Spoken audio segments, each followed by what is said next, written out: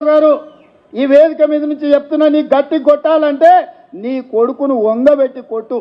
ఎందుకంటే ఆయన తిరుగుళ్ళు చూడు, అటు చేసే వ్యవహారాలు చూడు. నీ బిడ్డను రెండు చప్పరి, ఎందుకంటే లిక్కర్ దందాలో ఉండి ఈడ నిన్ను ఓడించిందే కదా, ఆడ కేజ్రీవాల్ కూడా మింగేసింది.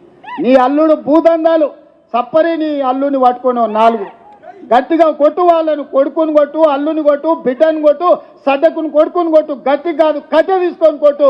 వీళ్ళు చేసిన దుర్మార్గాలు తెలంగాణ సమాజం చూసింది కాబట్టే నిన్ను గట్టిగా వంగబెట్టి కొట్టింది తెలంగాణ సమాజం అని చెప్పిన చంద్రశేఖరరావుకు ఆయనకు చెప్తున్నా. ఇక ఆయన ఊరిస్తున్నాడు, ఇక నేను వస్తున్నా బయటకి అని. అయ్యా, నువ్వు బయటకు వచ్చినప్పుడు, నువ్వు కుర్చీలో ఉన్నప్పుడే మా యూత్ కాంగ్రెస్ కార్యకర్తలు నేను బండకేసి కొట్టిరు. మళ్ళీ వచ్చేదేముంది? నువ్వు ముఖ్యమంత్రిగా ఉన్నప్పుడు, నీ పార్టీగా అధ్యక్షుడిగా ఉన్నప్పుడే మా యువజన కాంగ్రెస్ పిల్లలు నిన్ను బండకేసి కొట్టి ఓడగొట్టి ఇంట్లో ఊసబెట్టిరు.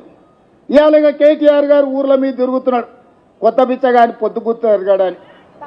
10 ఏళ్ళ అధికారంలో ఉన్నాడు, డబుల్ బెడ్రూమ్ ఇల్లు ఇస్తాను ఇయ్యలే, ఇంటికో ఉద్యోగం ఇస్తాను ఇయ్యలే, దళితులకు 3 ఎకరాల భూమి ఇస్తాను ఇయ్యలే, డబుల్ బెడ్రూమ్ ఇల్లు ఇయ్యలే.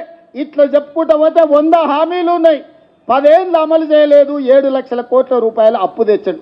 10 నెలలు కూడా కాలేదు, అప్పుడే బిచ్చగాని గంగిరెద్దులో తిరగా సంక్రాంతి పూట గంగిరెద్దుల్లో వచ్చినట్టు ఊరు తిరుగుతున్నాడు. ఈ ప్రభుత్వం ఏం చేయలేదని. ఈ ప్రభుత్వం 5 ఏళ్ల కోసం ఎన్నికైంది. మొదటి సంవత్సరంలోనే 55,000 ప్రభుత్వ ఉద్యోగాలు ఈ ప్రభుత్వం ఇచ్చింది. మొదటి సంవత్సరంలోనే 25,50,000 మంది రైతులకు 21,000 కోట్ల రూపాయల రైతు రుణమాఫీ చేసింది. నువ్వు ఎగ్గొట్టిపోయిన రైతు బంధు 7,625 కోట్ల రూపాయలు నేను వచ్చినాక రైతు బంధు మొదటి విడత వేసిన. ఇవాళ 10,000 కోట్ల రూపాయలు రైతు భరోసా రెండో విడతలు వేసిన.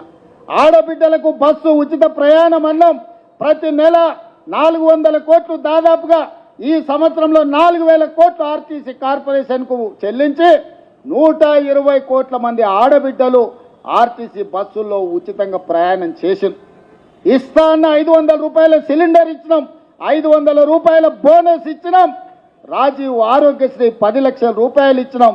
ఇవాళ పేదవాడికి ప్రతి ఒక్కడికి రేషన్ కార్డు ఇస్తున్నాం, పేదవాడికి ఇందిరమ్మ ఇల్లు ఇస్తున్నాం. ఇవాళ ప్రతి సంక్షేమ పథకాన్ని ఇవాళ అమలు చేస్తున్నాం.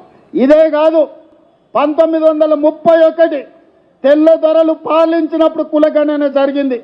దాదాపుగా 95 ఏళ్ల నుంచి స్వతంత్రం వచ్చినాక నరేంద్ర మోడీ 3 సార్లు ప్రధానమంత్రి అయినా బీసీ కులగణన జరగలేదు. ఇవాళ నా రాష్ట్రం తెలంగాణ రాష్ట్రం, కాంగ్రెస్ పార్టీ రాహుల్ గాంధీ నేతృత్వంలో ఈరోజు తెలంగాణ రాష్ట్రంలో కులగణన చేసిన ప్రభుత్వం, ఈ దేశంలోని ఏకైక ప్రభుత్వం, లెక్కలు తేల్చిన ప్రభుత్వం కాంగ్రెస్ ప్రభుత్వం. మాదిగా ఉపకులాల వర్గీకరణ 35 ఏళ్ల నుంచి కొట్లాడినరు. చాలా మంది పిల్లలు చచ్చిపోయినరు. సుప్రీంకోర్టు వరకు పోయింది, పార్లమెంట్ వరకు పోయింది. మోడీ గారు కృష్ణా మాదిగను 4 సార్లు కౌగిలించుకున్నాడు, కానీ అది ధృతరాష్ట్ర కౌగిలిగానే మిగిలింది తప్ప మాదిగ ఉపకులాల వర్గీకరణ చేయలే. కానీ మీ ప్రభుత్వం ప్రజాపాలనలో మాదిగ ఉపకులాల వర్గీకరణ అమలు చేసి దేశంలోనే మొదటి రాష్ట్రంగా నిలబడి దేశంలో దశాబ్దాల కొద్దీ వాయిదా పడుతున్న సమస్యకు పరిష్కారం చూపించినాం.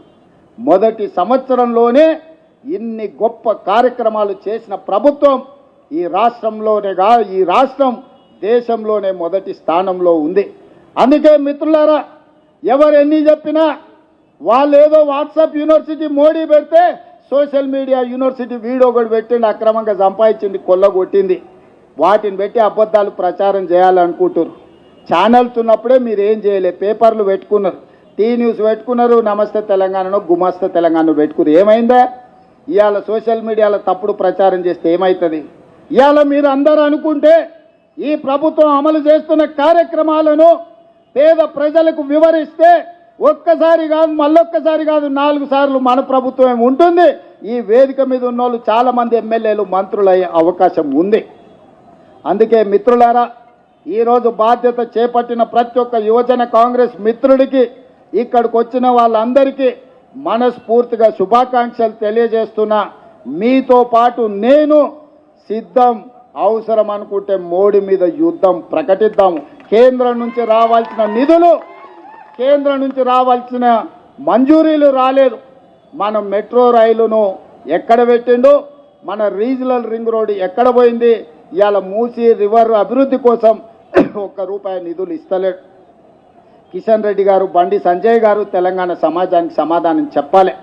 ఇవాళ మీరు మంత్రులై బుగ్గకారుల తిరుగుడు కాదు, తెలంగాణకి ఏం తెచ్చిండ్రో చెప్పును. కేంద్రం నుంచి ప్రచారం చేయడానికి వస్తారంట, అమ్మో తెలంగాణకి ఏదో ఇచ్చిండ్రని. ఏమి ఇచ్చిండ్రే? బీహార్కి ఇచ్చిండ్రు, గుజరాత్కి ఇచ్చిండ్రు, ఇతర రాష్ట్రాలకు ఇచ్చిండ్రు తప్ప కేంద్రానికి మనం పన్ను కడితే 42 పైసలు మనకు వస్తున్నాయి. బీహార్ ₹1 పన్ను కడితే ₹7 తీసుకుపోతున్నారు.